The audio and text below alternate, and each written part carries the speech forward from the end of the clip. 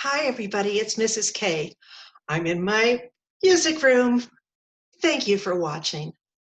I hope that you've been enjoying the videos that we've been having about David. We've really been learning a lot. But I need to ask you a question. At school, did you ever hear a teacher say, put on your thinking cap?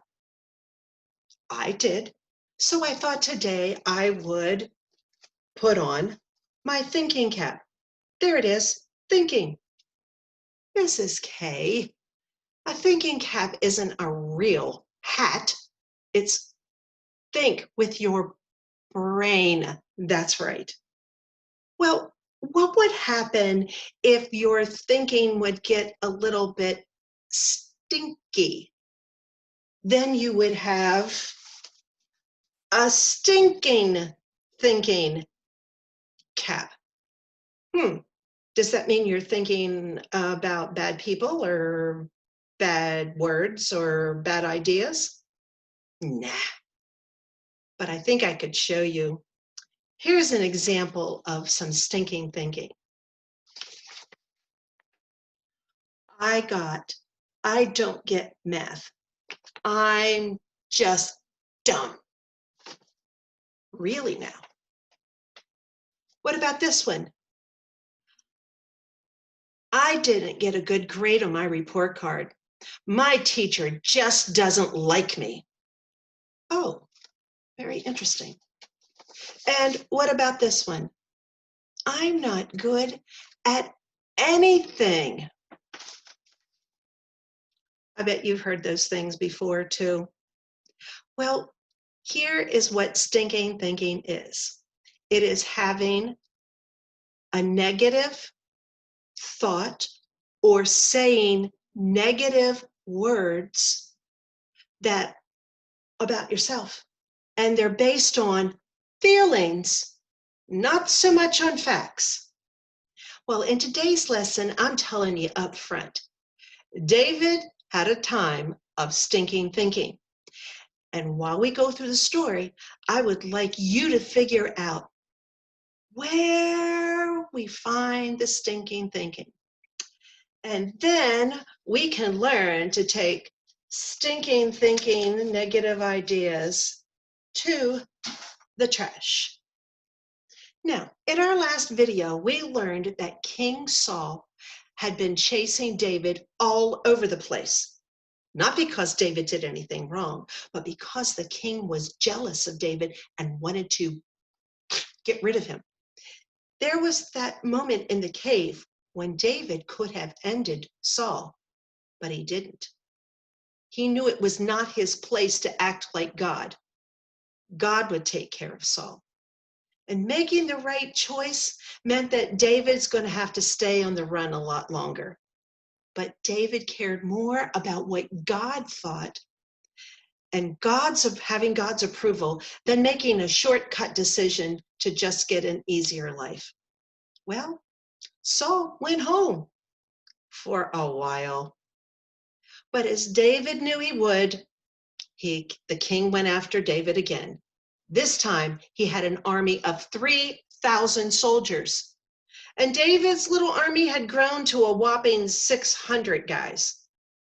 How long was this cat and mouse game going to continue? David had to be getting tired. He had lived away from home for a really long time, so long that now he was married and had kids. And the guys that were traveled with him, they had families also. When will it ever end? And when can we go home? David was really discouraged. And he thought to himself, someday Saul is going to kill me. I am so done with this. I am going where Saul can't reach me.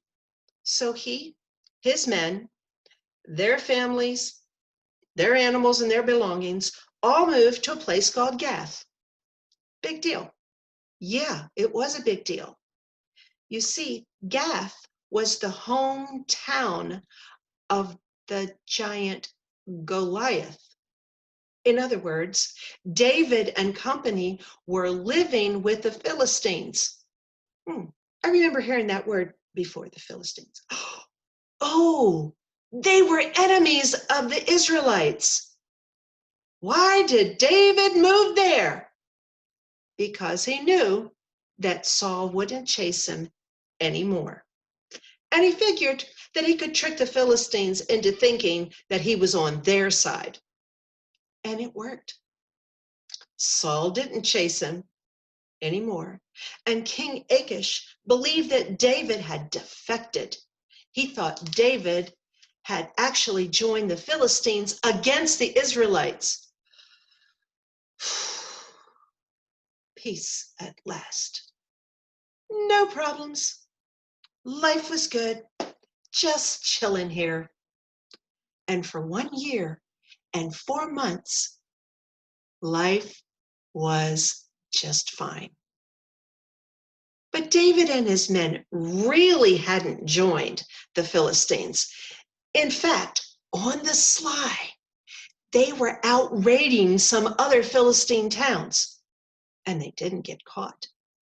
While they were gone on one of their missions, another little army coming from someplace else came into their town, kidnapped all of the people, stole the animals and all their belongings, and set fire to their town. When David and his 600 men got close, they saw smoke rising in the air. They knew it was something horrible. And when they got there, it was worse. David's men were so mad at him. What a dumb idea this has been. What? Why have we been following this guy? We need to get rid of him. How did David get in such a predicament? And all of a sudden, everything became clear. David had stinking thinking.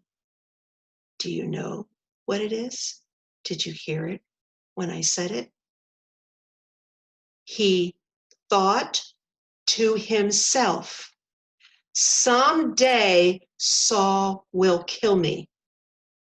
That was his feelings. But it wasn't true. Remember? God had promised David that he would be the next king in Israel, and God does not lie. But David's actions were based on feelings and not on God's promises. There you go. Stinking thinking. And as long as things were calm, David thought everything was okay. But when things went wrong, David realized that he had believed a lie and had left God out of his decision making. What should he do now? 1 Samuel 36 says, David found strength in the Lord. That means he was thinking clearly, facts, not just feeling. And he did what he should have done almost 1.5 years before. He prayed and called out to God for help. Now, you might be thinking, he really messed up. He really dumped on God. And God should have said, you're on your own, dude. You didn't trust me and my promises. Figure it out for yourself. But God doesn't do that to people who call out to him for help. God forgave David for his doubts and his decisions. And God gave him a plan to get his family back. And this time, David made sure that he followed God's plan in every detail. And he and his men recovered all their families and animals and belongings. David learned that when you know what God thinks, and you can know what God thinks from the Bible and from talking to him, you'll make good choices. No more stinking thinking for David. You and I can take stinking thinking to the trash by believing in a good God that keeps his promises found in the Bible. We can keep stinking thinking in the trash by refusing to let our feelings control us. Proverbs 3, 5, and 6 says, trust in the Lord with all your heart and lean not on your own understanding. In all your ways, acknowledge him, and he will make your paths straight. Stinking thinking, you're a big fat lie. I choose to believe what God says in the Bible and not what I feel. Here, have a nice trip to the dump. See ya! And I will see you all later. Can't wait. Bye-bye.